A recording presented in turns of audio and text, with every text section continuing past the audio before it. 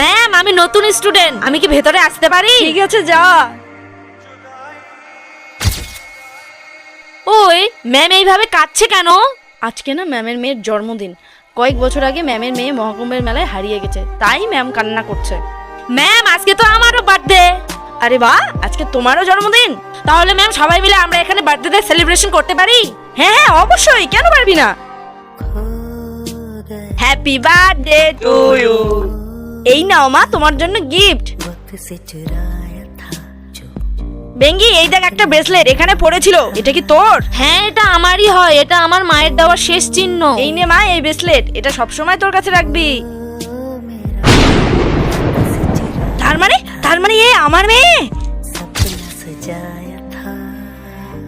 जब दरिया जीनी रे जीनी जब दरिया